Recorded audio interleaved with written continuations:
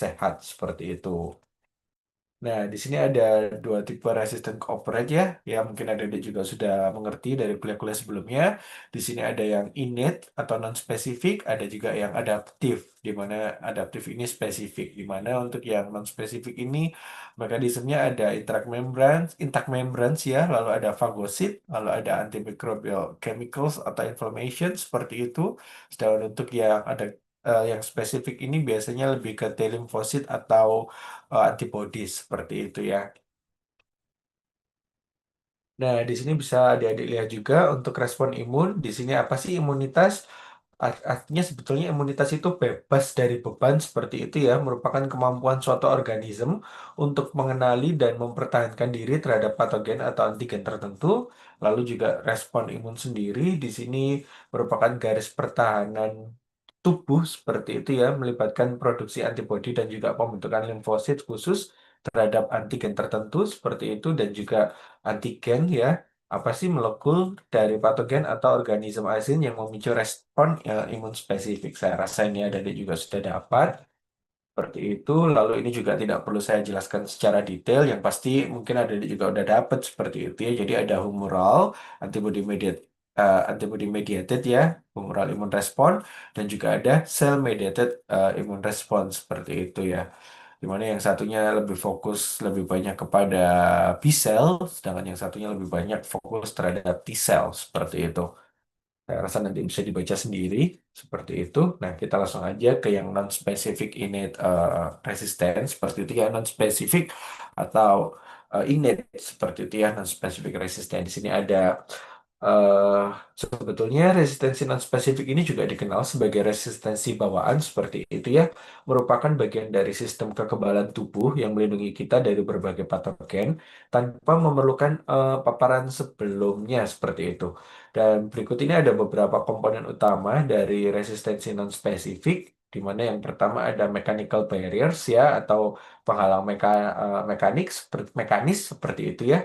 Contohnya seperti kulit, seperti itu ya, ada selaput kutangnya kan di situ ya bertindak sebagai penghalang fisik pertama terhadap patogen seperti itu. Lalu juga ada selaput lendir seperti itu, di mana ini melapisi saluran pernafasan, pencernaan, dan juga urogenital serta menangkap dan juga mengeluarkan patogen. Jadi ketika kita bersin kayak gitu ya, itu kan kadang kita mengeluarkan patogen seperti itu. Lalu juga ada inflammation atau peradangan di sini, di mana di sini seperti penghalang kimia dan seluler seperti itu ya, termasuk berbagai zat kimia dan sel yang berperan dalam melawan infeksi. Lalu juga ada fagosit dan sel T pembunuh seperti itu ya, atau killer T cell seperti itu di mana sel-sel ini menelan dan menghancurkan patogen. Lalu juga ada komplemen dan protein antimikrobial lainnya, di mana protein ini membantu untuk menghancurkan patogen dan juga memperkuat respon imun seperti itu. Dan juga ada fever, demam. Jadi sebenarnya ketika kita demam itu juga adalah salah satu bentuk dari pertahanan tubuh seperti itu ya. Di mana dia akan meningkatkan suhu tubuh untuk menciptakan lingkungan yang kurang ideal bagi pertumbuhan patogen seperti itu. Nah, lalu berikutnya di sini ada tiga strategi innate immune recognition pada hewan ya. Contohnya seperti recognition of microbial non-self atau pengenalan non-self mikrobial, di mana sistem imun di sini mengenali organisme asing seperti bakteri, virus, atau patogen lainnya yang tidak berasal dari tubuh inangnya. Lalu juga ada pengenalan diri sendiri yang hilang atau recognition of missing cells seperti itu, di mana di sini sistem imun mengenali hilangnya molekul atau marker ya, di mana di sini markernya adalah self diri sendiri, di mana seperti MHC ya, major histocompatibility complex pada permukaan sel, dan juga ini sering terjadi misalnya pada sel yang terinfeksi virus atau berubah menjadi sel kanker seperti itu. Lalu juga berikutnya ada recognition of induced or altered self seperti itu ya. Dan di sini sistem imun ini akan mendeteksi perubahan pada molekul tubuh yang normal akibat stres, infeksi atau kerusakan, dan molekul ini dapat menjadi sinyal tanda bahaya seperti itu. Nah, berikutnya ada pengenalan non-self mikroba, di mana ini adalah mekanisme penting dalam sistem kekebalan bawaan yang memungkinkan tubuh untuk mendeteksi dan merespon patogen. Dan berikut ya untuk penjelasan rincinya, di mana di sini ada pola molekul yang terkonservasi, di mana sistem kekebalan bawaan mengenali patogen melalui deteksi pola molekul yang terkonservasi yang merupakan produk penting dari fisiologi mikroba. Lalu pola-pola ini itu juga kita kenal sebagai PAM seperti itu ya, atau Pathogen Associated Molecular Patterns. Dan PAM ini adalah molekul yang tidak unik untuk patogen tertentu, tetapi diproduksi oleh semua mikroorganisme dan tidak berubah di antara mikroorganisme dari kelas tertentu seperti itu. Lalu juga ada macam-macam. Saya rasa nanti ini bisa adik baca sendiri seperti itu. Sudah saya buatkan catatan juga di sini. Oke, berikutnya ada APC seperti itu ya, antigen presenting cell, di mana gambar ini itu sebetulnya menjelaskan peran dari APC dalam memproses antigen baik eksogen maupun endogen untuk dihadirkan kepada sel T melalui molekul MHC seperti itu ya. Oke, nanti saya rasa untuk detailnya juga adik-adik bisa membaca sendiri. Jadi yang penting di situ sudah saya tulis juga intinya. Jadi intinya ya, untuk yang MHC2 yang ada dilihat di sini ya, MHC2 ini untuk antigen luar, di mana di sini adalah fungsinya aktivasi imunitas seluler. Lalu juga ada MHC1 ya, untuk antigen dalam, di mana biasanya ini digunakan untuk pertahanan terhadap infeksi virus seperti itu. Nah, lalu berikutnya adalah missing self ya. Recognition of missing self merupakan mekanisme penting dalam sistem kekebalan bawaan yang memungkinkan sel-sel imun itu untuk mendeteksi dan merespon sel-sel tubuh yang telah kehilangan molekul identitas diri. Di mana dengan mekanisme ini, sistem kekebalan bawaan ini dapat membedakan antara sel-sel tubuh yang sehat dan sel-sel yang telah mengalami perubahan patologis, serta memberikan perlindungan yang efektif terhadap berbagai macam ancaman patogen eh, dan juga seluler seperti itu. Oke. Nah, di sini ada contohnya ya, molekul password of self identity seperti itu ada MHC kelas 1, lalu juga ada CD46, ada CD55, seperti itu juga ada asam sialik. Nanti saya rasa bisa adik-adik baca sendiri. Lalu berikutnya adalah recognition of induced or alter self, di mana di sini adalah recognition yang diinduksi atau diubah, di mana adalah mekanisme sistem kekebalan tubuh mengenali dan merespons sel-sel yang telah mengalami perubahan akibat infeksi, transformasi, ataupun stres. Dan dengan mekanisme ini, sistem kekebalan tubuh ini dapat mengenali dan menghancurkan sel-sel yang telah mengalami perubahan patologis sehingga menjaga integritas dan juga kesehatan organisme. Seperti itu. Saya rasa ini juga nanti sudah saya berikan catatan. Oke, next berikutnya adalah komponen of innate immunity seperti itu ya. Mungkin adik-adik sudah dapat ya di mana untuk seluler kita lebih banyak membahas mengenai fagosit seperti neutrophil, eosinofil, monosit atau makrofag. Lalu juga ada natural killer cell seperti itu ya, ada mast cell dan juga ada basofil. Sedangkan untuk humoral kita lebih banyak membahas mengenai komplement, antimikrobial protein, interferon, TNF, atau sitokin-sitokin yang lain seperti itu. Nah, berikutnya adalah komponen dari adaptif atau specific immunity ya, di mana di sini untuk yang seluler kita memang lebih banyak akan membahas mengenai T limfosit seperti itu untuk MHC restriction seperti itu di sini ada sitotoksik seperti CD8 lalu juga ada helper ya CD4 seperti itu dan juga ada B limfosit atau B cell.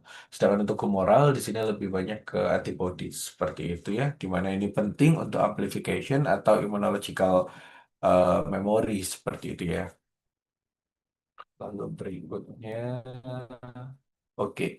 Jadi bisa ada dilihat di gambar ini ya. Jadi itu ada sel T effector dan sel T memory setelah aktivasi oleh antigen melalui APC, di mana naive T cell encounters antigen di sini sel T naif ini belum teraktivasi mengenali antigen yang dipresentasikan oleh APC melalui molekul MHC. Hal ini menginisiasi dari aktivasi sel T. Lalu juga terjadi proses diferensiasi menjadi sel efektor, di mana sebagian besar sel T yang teraktivasi ini akan menjadi sel efektor dan sel efektor sendiri ini akan bertugas untuk melawan target spesifik seperti sel yang terinfeksi virus atau tumor melalui mekanisme seperti sitotoksisitas ya atau sel T sitotoksik atau bantuan imun ya di mana di sini seperti sel T helper seperti itu. Lalu di sini biasanya itu sel efektor ini berumur pendek seperti itu ya. Sebagian besar sel efektor ini bersifat sementara dan mati melalui proses apoptosis setelah tugasnya ini selesai dan ini bertujuan untuk mencegah respon imun yang berlebihan seperti itu ya karena kalau berlebihan nanti dia bisa menjadi autoimun ya seperti itu. Tapi itu nanti saya rasa kuliah dengan dokter Aan ya untuk yang kuliah autoimun. Lalu berikutnya untuk pembentukan sel T memori sendiri, sebagian sel T yang teraktivasi di sini akan berdiferensiasi menjadi sel T memori, ya, di mana sel T memori ini bertahan lama dan juga mampu merespon infeksi ulang dengan lebih cepat dan lebih kuat. Dan untuk peran sitokinnya sendiri, di sini sitokin diperlukan untuk menjaga keberlangsungan hidup dan fungsi dari sel T memori. Seperti itu ya. Jadi sebenarnya secara umum gambar ini tuh menunjukkan bagaimana sistem imun itu mengatur respon awal terhadap patogen melalui sel efektor ya, sekaligus mempersiapkan respon jangka panjang melalui sel memori seperti itu. Nah, kita langsung aja masuk ke bahasan kita yang penting hari ini seperti itu ya. Tadi sedikit review sebetulnya. Nah, sekarang kita fokus ke immunity to virus. Seperti yang kita tahu itu ada banyak virus ya yang beberapa jenis virus yang ada di layar adik-adik. Ada HIV, ada SARS, ada parvovirus, ada herpes virus, variola, dan juga ada hepatitis seperti itu. Jadi adik-adik mungkin sudah tahu apa sih itu virus? Merupakan small segmennya dari nukleik asid bisa RNA atau juga DNA ya, di mana dia ini terbungkus dengan protein atau lipoprotein sel seperti itu. Dia ini juga merupakan mikroorganisme intraseluler obligat yang selalu sepenuhnya bergantung pada sel. Ingat ya, jadi kalau nggak ada sel, virus nggak mungkin dia bisa hidup atau aktif seperti itu ya. Jadi memang dia bergantung sama sel. Karena itu kenapa orang kalau mainan sel biasanya kalau dia mainan virus biasanya dia pasti akan main kultur sel seperti itu. Beda sama bakteri, kalau bakteri kita bisa pakai media macam-macam seperti itu ya. Oke, jadi sebetulnya sel ini buat apanya si virus sih? Jadi dia bisa menjadi penyedia energi atau penyedia bahan baku seperti asam amino, lipid, gula seperti itu bahkan untuk sintesis proteinnya sendiri. Seperti itu. Lalu berikutnya, oke. Jadi untuk antiviral imun itu sendiri, dia akan dimulai dari virus entry ya. Virus entry ini biasanya start from mucosal surface seperti itu ya. Setelah itu, atau bisa juga dari puncturing skin. Puncturing skin ini bisa dari gigitan serangga ya, atau jarum atau sejenisnya seperti itu. Lalu juga virus akhirnya virus reseptor berikutnya di mana di sini virusnya akan terbinding dengan host cell via spesifik reseptor. Jadi memang dia harus ketemu reseptor yang spesifik seperti itu agar dia bisa binding seperti itu ya. Dan untuk spesifitasnya ini memang bagian dari tropisme dari virus sendiri ya yang merupakan partikular host atau sel seperti itu. Jadi memang harus spesifik agar dia ini bisa eh, mengikat satu sama lainnya seperti itu untuk virus bindingnya itu seperti itu harus ada reseptornya. Nah, lalu ini beberapa jenis virus reseptor di host cell seperti itu ya bisa Anda dilihat seperti virusnya di sebelah kiri, lalu tengah ini reseptornya, lalu cell type-nya yang di sebelah kanan. Seperti virus SIV itu dia reseptornya CD4 seperti itu dan juga untuk cell type infectnya biasanya di sini TH cell seperti itu. Karena itu kenapa kok biasanya untuk orang ya atau hewan-hewan yang dia ini terkena hmm, manusia ya manusia walaupun kita tahu ada FIV juga pada kucing seperti itu tapi memang dia ini kebanyakan menyerangnya adalah reseptornya yang kita cek pertama kali biasanya adalah CD4 CD4-nya seperti itu karena memang dia yang diserang oleh si virusnya seperti itu. Lalu juga ada seperti Epstein-Barr virus, di mana reseptornya di sini CR2 seperti itu ya. Untuk sel type yang diinfeksi ada B cell seperti itu. Lalu juga ada influenza dan lain-lainnya. Saya rasa nanti ada yang bisa membaca sendiri. Lalu berikutnya di sini ada virus cell interaction. Jadi memang setelah dia terbanding tadi ya, terbanding, terikat satu sama lainnya, di sini pasti akan ada virus cell interaction. Mau nggak mau itu pasti akan terjadi, di mana di interaction ini juga akan mempengaruhi eh, keakutannya seperti itu ya. Jadi eh, virulence factornya dan macam-macamnya itu akan berpengaruh di eh, proses virus cell interaction ini seperti itu. Contohnya seperti akut leukocytopathogenic infection di one cell, di mana ini juga bisa laten dari satu dengan yang lain seperti itu. Dan virus cell interaction ini ada beberapa ya, contohnya seperti ya sitopatogenic, persisten, laten, transforming, abortif, atau null seperti itu hampir tidak ada. Nah, ini saya rasa nanti adik-adik bisa cari informasinya sendiri ya, seperti itu. Di sini saya hanya menjelaskan eh, yang poin-poin pentingnya untuk virus cell interaction seperti itu. Lalu berikutnya defense against virus ya. Di sini tadi mungkin sudah kita bahas sedikit. Ada yang innate immune mechanism di mana seperti type 1 interferon, ada NK cell, ada juga macrophage seperti itu. Ini memang mereka berperan sangat penting sekali dalam proses pertahanan tubuh terutama dari virus seperti itu ya. Lalu juga ada yang specific response, biasanya ini dari T cell atau dari B cell seperti itu. Nah, untuk antiviral immunity sendiri, di sini ada interferon alpha atau interferon beta, lalu juga ada NK cell, ada CD8, T cell atau interferon gamma seperti itu dan juga ada B cell. Lalu juga untuk innate response sendiri, biasanya ini sekitar 3 sampai 5 hari seperti itu ya. Lalu untuk T cell sendiri, nah ini biasanya terjadi kalau semisal pada influenza after setelah 4 sampai 5 hari, sedangkan untuk HIV ini biasanya sampai 3 minggu seperti itu. Ya, untuk masing-masing virus, biasanya dia memang punya waktunya masing-masing ya. Untuk antiviral immunity-nya ini hingga innate response-nya ini muncul seperti itu. Saya rasa itu juga adik-adik bisa mencari sendiri seperti itu. Atau mungkin ada yang riset mengenai virus, nah harus ngerti mengenai yang kayak gini-gini ya. Seperti itu.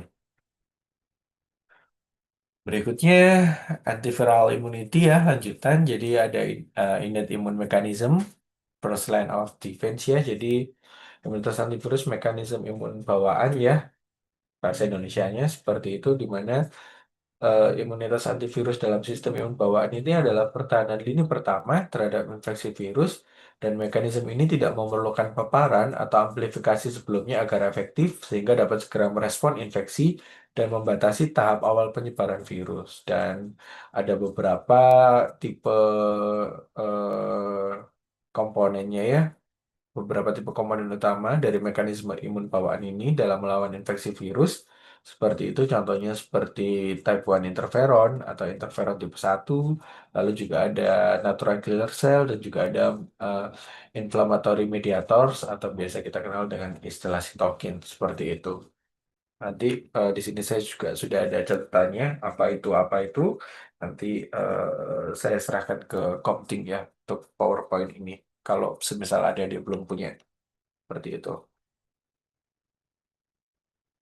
Nah, kita ke yang pertama di sini ya untuk yang type 1 interferon, di mana di sini viral infection stimulates the production of type 1 interferons, di mana di sini ada interferon alpha seperti itu ya. Untuk interferon alpha ini leukosit interferon, lalu ada yang beta juga seperti fibroblast dan juga interferon, lalu juga ada interferon yang omega ataupun kappa seperti itu dan juga ada yang limitin seperti itu ya.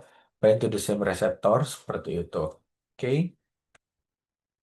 Lalu di sini adalah fungsi interferon jenis pertama, di mana dia ini sebetulnya adalah termasuk interferon alfa dan interferon beta ya. Untuk yang interferon jenis pertama ini merupakan protein penting dalam respon imun bawaan terhadap infeksi virus dan mereka sendiri ini merangsang transkripsi lebih dari 100 gen seluler yang berperan dalam mekanisme pertahanan tubuh. Dan ada dua fungsi utama untuk interferon jenis pertama ini. Yang pertama ini ada inhibition of viral infection ya, seperti itu atau penghambat infeksi virus dan replikasi dengan menyebabkan keadaan antivirus seperti itu. Lalu juga ada peningkatan aktivitas sel T sitotoksik terhadap sel yang terinfeksi virus seperti itu. Ini juga sudah saya jelaskan. Di sini sudah saya berikan notes ya, catatan. Nanti bisa buat adik-adik belajar seperti itu.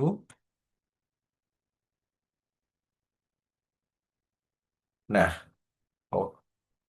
iya, oke. Buat berikutnya ini eh type 1 interferon induced and antiviral state ya. Jadi ini ada dua tipe seperti itu ya. Yang pertama ini type 1 interferon induced as antiviral state. Lalu yang satunya ini adalah type 1 interferon enhanced CTL activity against virally infected cell. Seperti itu. Jadi kalau untuk yang type 1 interferon induced and antiviral state, di sini dia ini eh, untuk virusnya sendiri yang telah menginfeksi sel, di sini akan meriliskan type 1 interferon seperti itu. Lalu juga di mana di sini untuk yang uninfected selnya bisa ada dilihat pada gambar di situ ya, dia akan berikatan dengan type 1 interferon sehingga virusnya nanti ketika dia masuk seperti itu ya nanti akan terjadi antiviral state seperti itu sehingga virusnya ini tidak dapat untuk melakukan replikasi seperti itu. Jadi dia tetap akan menyerang selnya, dia akan tetap menyerang, akan tetapi di sini virusnya tidak dapat bereplikasi seperti itu. Karena itu kita menyebutnya antiviral state. Sedangkan untuk yang intensity L di sini berbeda seperti itu ya. Jadi tahapan pada awalnya ini sama. Jadi virus yang menyerang sel ini nanti dia di sini akan meriliskan type 1 interferon seperti itu. Tapi nanti di sini yang muncul itu adalah CTL seperti itu. Nah, ketika CTL ini muncul, nanti maka di sini selnya ini ya nanti akan lisis seperti itu. Jadi selnya nanti di sini akan berikatan, jadi akan berikatan dengan si CTL-nya sehingga nanti infected cell-nya ini akan lisis karena dia akan dilisiskan oleh si CTL-nya seperti itu dan dia nanti ini juga akan menghasilkan MHC kelas 1 expression seperti itu ya. Jadi bolak-balik ya. Bisa ada lihat panahnya di sini. Sehingga nanti dari sel yang lisis ini akan menghasilkan MHC kelas 1 expression dan nanti ini juga yang akan menarik si CTL-nya itu. Jadi dia akan bekerja terus seperti itu. Seperti itu ya. Itu untuk yang engine CTL. Lalu berikutnya ada natural killer cell ya, sel pembunuh alami atau NK, NK cell ya, adalah komponen penting dari sistem kekebalan bawaan yang memiliki kemampuan untuk mengenali dan menghancurkan sel-sel yang terinfeksi virus. Dan ini ada beberapa poin utama mengenai fungsi dan mekanisme kerja N cell ya. Beberapa di antaranya adalah sitotoksik terhadap sel yang terinfeksi virus, lalu efektor utama melawan virus seperti herpes dan juga CMV seperti itu. Lalu korelasinya ini juga terbalik antara ekspresi MHC1 dan juga pembunuhan NK. Dan juga sitotoksisitasnya ini biasanya selulernya ini bergantung pada antibodi atau ADCC seperti itu. Oke, jadi sebetulnya intinya sendiri dengan mekanisme ini ya, dengan mekanisme dari natural killer cell ini, sel NK ini akan memberikan perlindungan yang efektif terhadap berbagai infeksi virus dan juga akan membantu menjaga integritas dari sistem kekebalan tubuh seperti itu. Nah, gampangnya bisa dilihat di gambar ini. Jadi virus yang menginfeksi sel, di situ ada dilihat NK selnya akhirnya bergerak, ya, bergerak, terus dia nempel. Ketika dia nempel, apa yang terjadi? Maka selnya jadi lysis, seperti itu. Dan ketika sel lysis, virusnya antara dia mati atau dia nanti akan mungkin bisa juga menyebar ke tempat lain karena selnya tadi mati. Karena yang dimatikan itu selnya ya, seperti itu. Oke, infeksi selnya jadi lysis, seperti itu. Berikutnya ada spesifik imun respons seperti itu ya. Nah, untuk spesifik imun respons sendiri atau imunitas antivirus respon imun khusus seperti itu, di sini merupakan imunitas antivirus dalam sistem imun khusus melibatkan sel-sel yang dirancang untuk mengenali dan menghancurkan patogen spesifik dan ada beberapa komponen utama dari respon imun khusus terhadap infeksi virus. Yang pertama ada sel T sitotoksik atau sitotoksik T cell seperti itu, lalu juga ada sel B dan juga antibodi. dan juga ada pembunuhan sel yang bergantung pada antibodi atau kita kenal dengan istilah ADCC seperti itu ya. Oke, nanti untuk detailnya saya rasa adik-adik bisa membaca sendiri. Lalu ini adalah gambar mengenai kerja dari cytotoxic lymphocyte kill virus infected cell seperti itu ya. Oke, saya rasa nanti juga ini adik-adik bisa membaca sendiri seperti itu. Kita langsung saja ke yang antibody seperti itu ya. Untuk yang antibody, di mana di sini adalah protein penting dalam sistem kekebalan tubuh yang berfungsi sebagai penghalang utama penyebaran virus antara sel dan juga jaringan. Mereka ini sangat penting dalam membatasi penyebaran virus dalam aliran darah. Dan berikut adalah beberapa cara kerja antibodi dalam melawan infeksi virus. Yang pertama ada penghalang penyebaran virus seperti itu. Lalu juga ada jenis antibodi ya, di mana jenis antibodi ini ada IgA, lalu juga yang biasanya IgA ini ditemukan pada permukaan mukosa seperti saluran pernafasan dan juga pencernaan seperti itu. Lalu juga ada IgG dan juga IgM, di mana kedua jenis antibodi ini berperan sebagai penetralisir dan IgG sendiri juga merupakan yang paling umum ditemukan di dalam darah atau cairan tubuh lainnya. Sementara untuk IgM sendiri ini biasanya pertama yang diproduksi sebagai respon terhadap infeksi dan keduanya ya IgG dan juga IgM ini bekerja dengan menetralkan virus sehingga mencegah penyebaran lebih lanjut seperti itu. Dan juga dengan mekanisme-mekanisme ini antibodi ini memberikan perlindungan yang efektif terhadap infeksi virus dan juga membantu menjaga kesehatan tubuh seperti itu. Lalu berikutnya ini ada ADCC seperti itu ya, antibody dependent cell cytotoxicity, di mana antibodies di sini IgG cover infected cells seperti itu ya. Jadi si IgG nanti akan mengcover si infected cellnya ini dan akan berinteraksi dengan Fc reseptor seperti itu, di mana di sini adalah CD16 ya pada NK cell. Biasanya di sini perforin atau granzymes yang bekerja seperti itu dan fungsinya ini adalah NK cell nanti akan membunuh infected cellnya yang ada virusnya itu seperti itu. Oke, berikutnya adalah defense against viruses ya, masih lanjutan. Tadi juga sudah saya jelaskan, saya rasa ya. Jadi ada mechanical barrier seperti skin, lalu ada mucosal membranes ya, lalu ada innate immunity seperti interferon, NK cell dan juga macrophages, lalu juga ada acquire ya. It's not acquire, tapi acquire ya, dapatan seperti itu. Dapat ya, immunity seperti itu, seperti ada CD8 T cell, lalu ada CD4, lalu ada B cell antibody. Seperti itu. Oke, saya rasa ini hanya beberapa marker ya untuk uji-uji. Tidak perlu saya jelaskan secara mendetail seperti itu. Iya, ini juga saya rasa ini juga proses imunisasi ya atau vaksin seperti itu juga. Saya rasa mungkin adik juga udah dapet seperti itu. Tidak perlu saya jelaskan secara detail. Nanti adik-adik bisa membaca sendiri.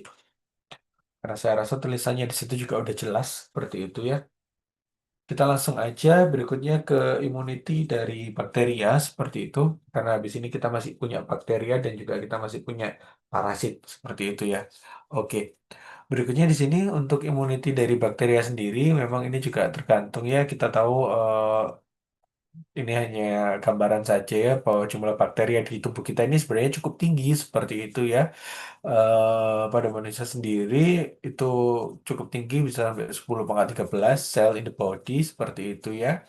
Lalu juga pada skin ya kulit kita sendiri itu bisa 10 pangkat 12, lalu pada mouth ya pada mulut ya bisa 10 10 pangkat 10, atau pada digestive tract itu juga bisa 10 pangkat 14. Jadi anggapannya jumlah bakteri nih kalau yang 10 pangkat 14 sendiri itu sekitar 100 triliun ya, sekitar 100 triliun. CCA itu circa per approximately seperti itu. Kalau yang 10 pangkat 13 itu sekitar 10 triliun. Untuk yang 10 pangkat 12 sendiri ini hampir setara sama 1 triliun seperti itu dan sebagainya. Seperti itu ya. Jadi di sini mechanism of protection ya from a bacterial species dapat didedus dari struktur dari mikroorganismenya sendiri.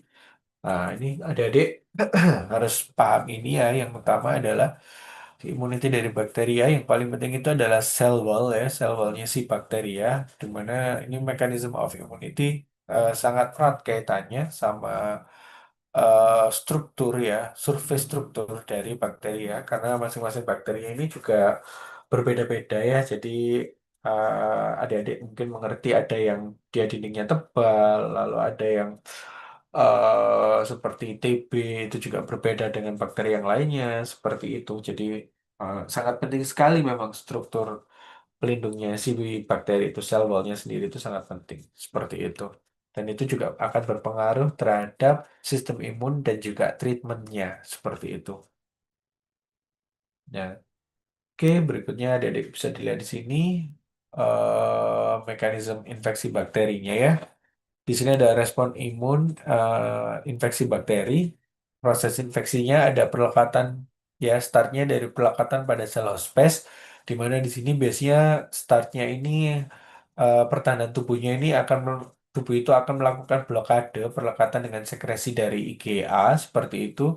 Dan untuk mekanisme invasi bakterinya ini biasanya bakteri ini akan mensekresi protease untuk memecah sekresi IgA dimer ya. Contohnya di sini bakterinya seperti Neisseria gonorrhoeae ya, penyebab kencing nanah ya, Neisseria gonorrhoeae ya, gonorrhoeae seperti itu. Lalu juga ada meningitis seperti itu. Oke, lalu berikutnya setelah dia melakukan perlekatan pada sel hospes, kalau mereka berhasil, maka mereka akan melakukan proliferasi. Proliferasi di sini nanti untuk bentuk pertahanan tubuhnya biasanya tubuh akan melakukan fagositosis yang diperantarai oleh AB dan juga komplement seperti itu. Oke, di mana di sini mekanisme infeksi bakterinya, mereka ini bakteri biasanya akan merubah struktur permukaan dengan kapsul atau protein M atau fibrin, di mana ini untuk melindungi si bakterinya itu untuk menghambat fagositosis seperti itu. Nah, kalau ini berhasil, maka nanti dia akan lanjut ke proses-proses berikutnya. Bisa lanjut ke proses invasi jaringan hospes. Tapi sebelum itu juga ada bentuk proses pertahanan tubuh yang lainnya seperti komplement ya. Komplement di sini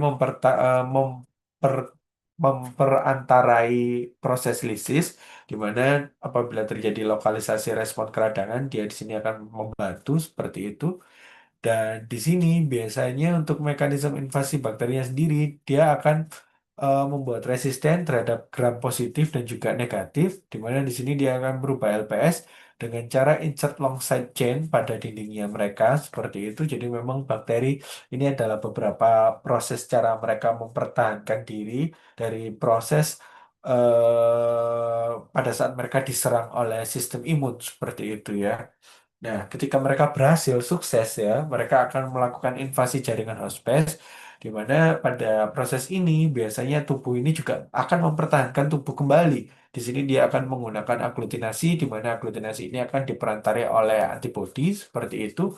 Tapi di sini untuk mekanismenya sendiri, apabila sekresi elastase untuk inaktivasi C3A dan C5A ini sukses, ini juga akan berlanjut pada tahap berikutnya seperti itu. Seperti bakteri nanti akan tetap bisa berkembang dan juga menghasilkan toksin, di mana toksin ini nanti akan menginduksi dari kerusakan sel seperti itu. Dan juga untuk toksinnya sendiri, ini juga tubuh sebetulnya juga sudah mempertahankan diri seperti itu ya. Apabila ini terjadi, nanti akan ada netralisasi toksin dengan antibodi seperti itu. Nah, contohnya di sini nih untuk mekanisme infeksi bakterinya sendiri juga biasanya bakteri ini akan mensekresi hyaluronidase ya untuk meningkatkan invasi bakteri. Seperti itu. Jadi sebetulnya proses ini itu saling berkelanjutan dan berkesinambungan mulai dari bisa ada adegan yang di sebelah kiri ya, mulai dari perlekatan pada sel hospes. Lalu bakteri melakukan proliferasi, bakteri melakukan invasi, dan bakteri mengeluarkan toksin untuk melakukan kerusakan sel seperti itu, untuk menduksi kerusakan sel seperti itu. Dan apakah antara bakteri satu sama yang bakteri lainnya itu prosesnya akan sama, dok? Secara garis besar hampir sama seperti ini, tapi satu bakteri dengan bakteri lainnya tentu prosesnya akan berbeda. Jadi depends on bakteri apa yang ada di pelajari, itu juga pasti akan mekanismenya akan berbeda seperti itu. Bahkan sekresi toksinnya juga bisa aja berbeda seperti itu ya. Di sini mungkin ada hyalurondase, mungkin yang lainnya bisa mengeluarkan hemolysin atau sejenisnya, macam-macam seperti itu ya. Depends on what kind of bacteria that you study. Seperti itu. Oke, berikutnya di sini ada kontribusi respon imun terhadap patogenitas bakteri di sini ya.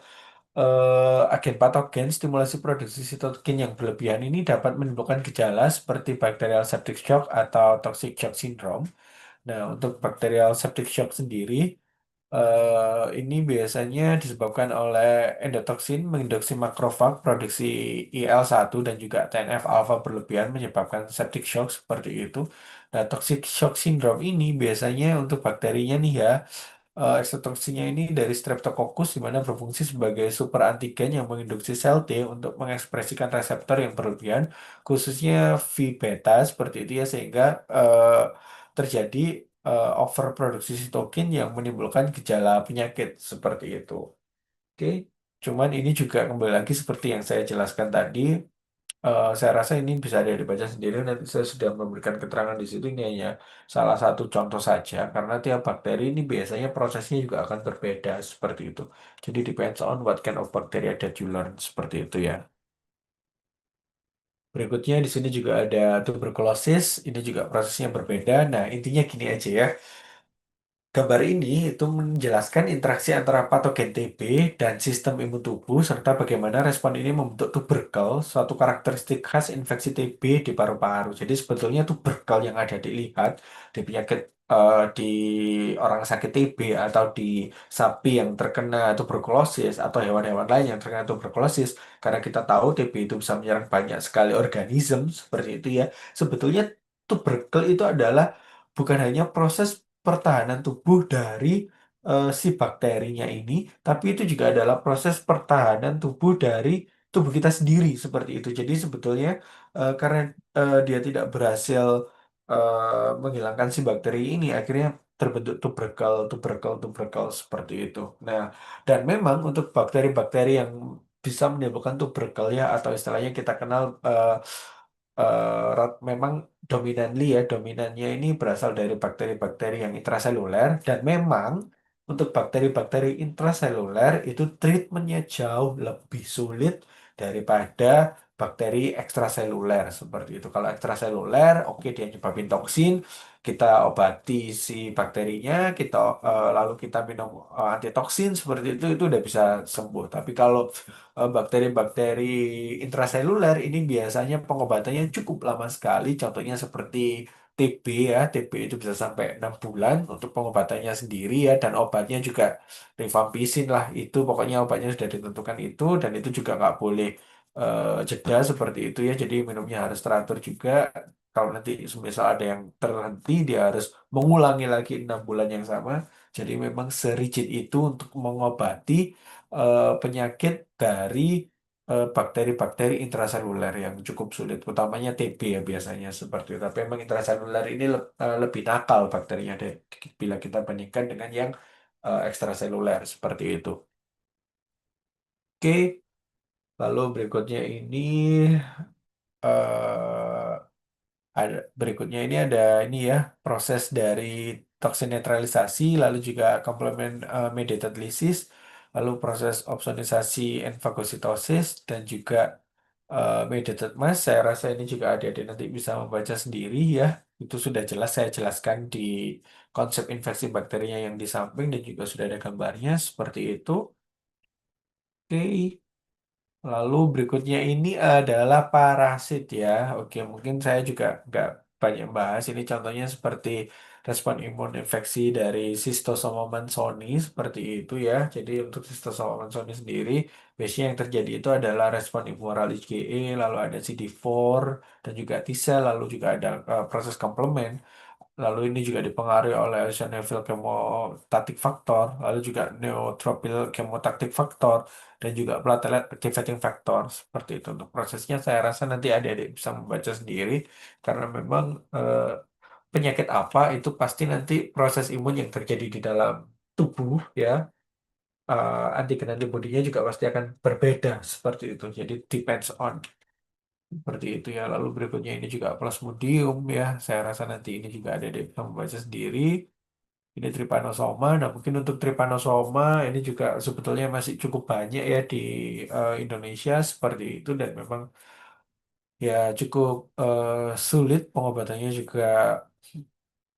Untuk parasit ini sebetulnya bisa dibilang cukup lebih complicated seperti itu ya karena kita mengerti dia kan dominantly apalagi yang multiseluler seperti itu ya dan juga ada yang dia ini bisa berubah-ubah proteinnya seperti itu. Jadi contohnya seperti si trypanosoma ini, kenapa kok dia sangat sulit sekali untuk dibuat vaksinnya? Karena memang dia ini bisa berubah-ubah seperti itu. Jadi ketika kita mentarget protein A buat dijadikan vaksin, ya ternyata nanti setelah digunakan untuk vaksin dia nggak akan bisa dipakai karena ternyata dia proteksi tubuhnya pakai yang protein B-nya seperti itu dan lain sebagainya. Karena itu cukup eh, complicated kalau untuk vaksin parasit itu pembuatannya.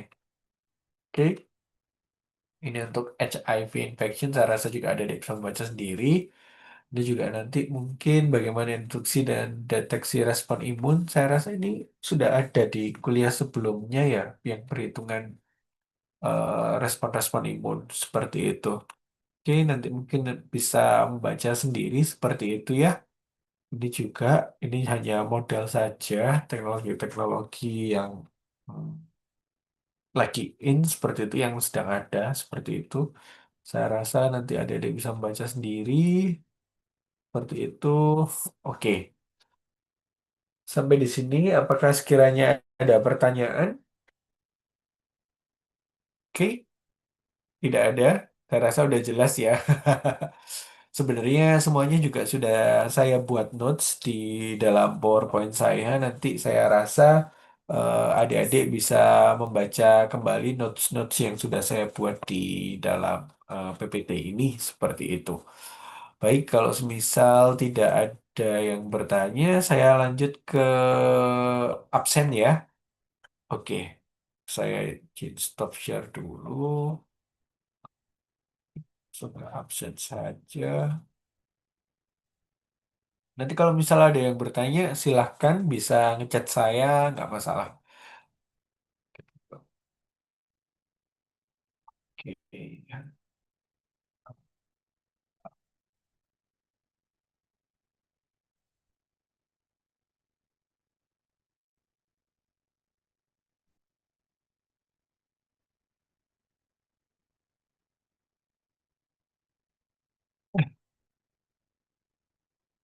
Ini saya mohon maaf ya, saya sedikit cepat-cepat karena saya nanti kelas 7, dan jam 7 setelah ini masih ada kelas lagi ya, sekitar 2 jam lagi kuliah masihan, jadi saya mohon maaf sekali seperti itu.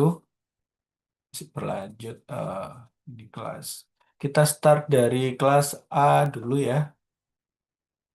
Untuk ini, oke, imunitas terhadap bakteri dan lain-lain.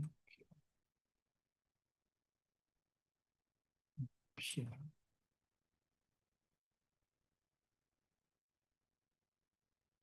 Eh, aduh, duh, duh, duh, duh, duh. Bentar, bentar, bentar. Oke, silakan kelas A. Udah kelihatan ya?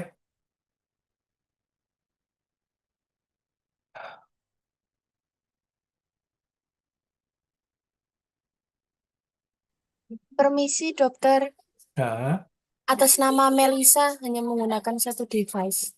Melisa, Amelia Melisa atau Melisa, oh Melisa. Melisa Nadia, oke, Ya. Permisi dokter, atas nama Siskia tidak bisa absen karena satu device. oke ya, Terima kasih dokter. oke.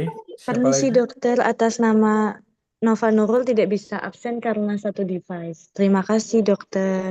Oke, ada lagi? Permisi dokter, Atas nama Hairunisa nomor 3 tidak bisa absen karena hanya satu device. Terima Oke. kasih, Dokter. Oke, siapa lagi? Sudah?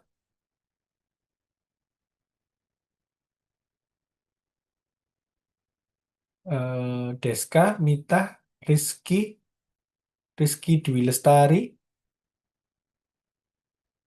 Sinta Dewi, Syarifah, Tadita. Permisi dokter, saya atas nama Sinta Dewi Natasha hanya menggunakan satu device. Oke, Terima kasih dokter. oke. Sudah? Sudah ya? Oke. Dokter Kalau atas nama Deska Fauzana oke, hanya menggunakan satu device. Makasih dokter. Permisi, Dokter. Atas nama Syarifah. Syarifah. Oke. Yang Atas tiga, nama Mita. Mita. Makasih, dokter. Oke. Rizky sama Tadita ada? Oke. Nanti oke, Permisi, Rizky. Dokter. Atas nama. Ya, makasih, Dokter. Ya, sudah kepencet ternyata ya. Nggak tahu pindah sendiri. Iya. Ya udah kalau gitu. Oke, kita lanjut ke kelas B ya. Oke, kelas B. Kartu benda.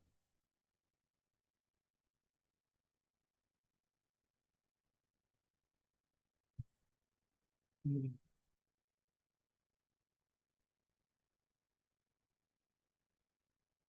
Oke, silakan kelas B.